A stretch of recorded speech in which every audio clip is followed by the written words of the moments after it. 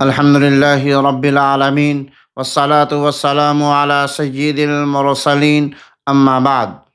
معزز سامعین کرام، اہل دل اور اہل ضمیر لوگوں، آج میں آپ کے سامنے کسی فلسفے کی کتاب نہیں کھول رہا ہوں، نہ کسی خیالی دنیا کی بات کر رہا ہوں، بلکہ ایک تلخ حقیقت بیان کرنے آیا ہوں۔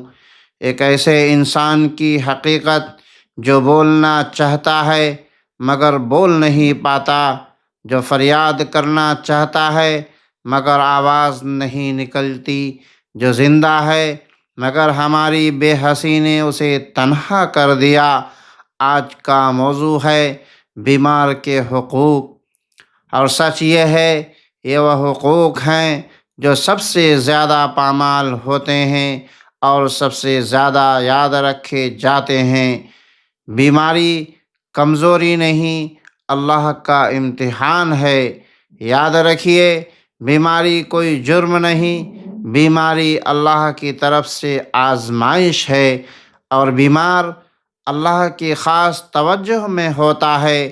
نبی کریم صلی اللہ علیہ وسلم نے فرمایا، مسلمان کو جو بھی تکلیف، بیماری، غم یا رنج پہنچتا ہے، حتیٰ کہ کانٹا بھی چبھتا ہے، اللہ اس کے بدلے اس کے گناہ معاف فرما دیتے ہیں۔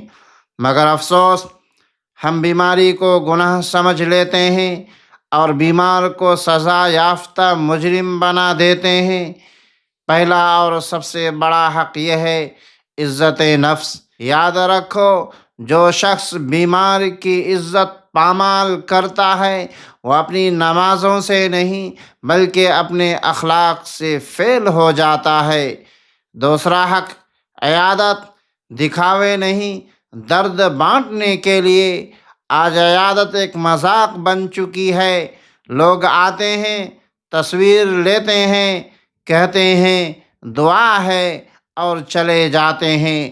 نبی کریم صلی اللہ علیہ وسلم نے فرمایا، جو شخص کسی بیمار کی عیادت کرتا ہے اللہ اس کے لیے جنت کا راستہ آسان فرما دیتا ہے، مگر شرط یہ ہے کہ عیادت دل سے ہو، رسم سے نہیں۔ یاد رکھو، بیمار کو تمہاری شکل نہیں، تمہارا احساس چاہیے۔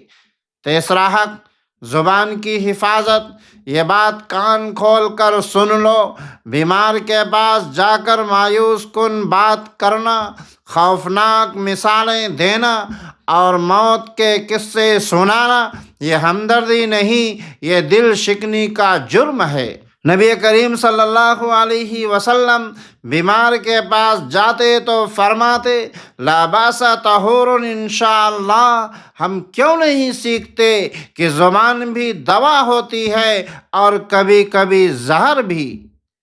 چوتھا حق علاج۔ یہ احسان نہیں، فرض ہے۔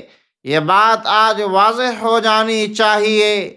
بیمار کا علاج کروانا کوئی صدقہ نہیں، کوئی مہربانی نہیں، بلکہ شرعی اور اخلاقی فرض ہے۔ پیسے کی تنگی کا بہانہ، سستی، علاج کا انتخاب یا ڈاکٹر بدلنے میں غفلت، یہ سب تقدیر پر ایمان نہیں، لاپرواہی کا گناہ ہے۔ نبی کریم صلی اللہ علیہ وسلم نے فرمایا، اللہ نے بیماری کے ساتھ اس کا علاج بھی اتارا ہے۔ علاج نہ کرانا اللہ پر توکل نہیں بلکہ ظلم کو تقدس دینا ہے۔ پانچواں حق رازداری اور پردہ۔ کیا بیماری کوئی تماشا ہے؟ مریض کی تکلیف چائے کی محفل کا موضوع ہے؟ ہر ایک کو بتانا، واٹس ایپ گروپ میں ڈالنا اور سوشل میڈیا پر پھیلا دینا، یہ سب کیا ہے؟ یہ انسانی وقار کی توہین ہے۔ اسلام ہمیں سکھاتا ہے کہ عیب چھپاؤ، زخم نہیں کریدو۔ چھٹا حق صبر اور برداشت۔ بیماری تلخ ہو سکتا ہے، شاکی ہو سکتا ہے، ناشکری بھی کر سکتا ہے۔ آخری اور فیصلہ کن بات، آج تم تندرست ہو، کل بستر پر تم بھی ہو سکتے ہو۔ آج تم بول رہے ہو، کل تمہاری زبان خاموش ہو سکتی ہے۔ یاد رکھو، بیمار اللہ کی امانت ہے۔ جو اس امانت میں خیانت کرے، وہ چاہے کتنا ہی دیندار کیوں نہ ہو، وہ اللہ کے حضور جواب دہ ہے۔ آئیے بیمار کے حقوق کو پہچانیں، اس کی خدمت کو عبادت بنائیں اور اپنی انسانیت کو مرنے سے پہلے زندہ کریں۔ اللہ ہمیں توفیق عطا فرمائے، آمین یا رب العالمین۔ والسلام علیکم ورحمۃ اللہ وبرکاتہ۔